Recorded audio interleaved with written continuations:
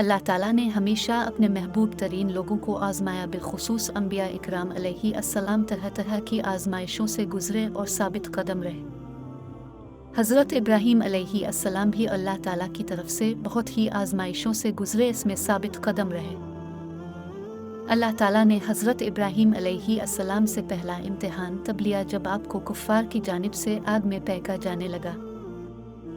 हज़रत इब्राहीम अलैहिस्सलाम ने इश्क खुदावंदी में अपनी जान की परवाह न की और इश्क आग में कूद पड़ा, और फिर हज़रत इब्राहीम अलैहिस्सलाम इस आज़माइश में साबित कदम रहे और कामयाब हुए। आज़माइशों का सिलसिला यही ख़त्म नहीं हुआ। अल्लाह ताला की जानिब से अब से कई इम्तिहानात लिए।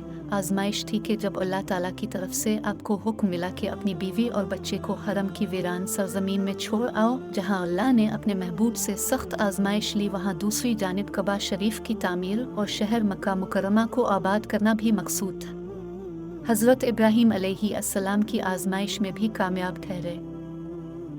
आप अलैहिस्सलाम की तीसरी और सख्त तरीन आज़माइश तब शुरू हुई जब आपको 7 ज़ीउल-हिज्जत को ख्वाब में अपने महबूब लाडले बेटे हज़रत इस्माइल को कुर्बान करने का हुक्म मिला। आप अलैहिस्सलाम ने इसे सिर्फ एक ख्वाब ही समझा, मगर 8 और जो ज़ीउल-हिज्जत में अपने ये ख्वाब दोबारा देखा और उसका जिक्र अपने बेटे हज़रत इस्माइल से किया। हज़रत इस्माइल ने अल्लाह की खुशनुदी के लिए ख़ुद को पेश कर दिया, मगर यहाँ हज़रत इस्माइल अलैहिस्सलाम की कुर्बानी ही नहीं बल्कि हज़रत इब्राहीम अलैहिस्सलाम की आज़माइश मकसूद थी।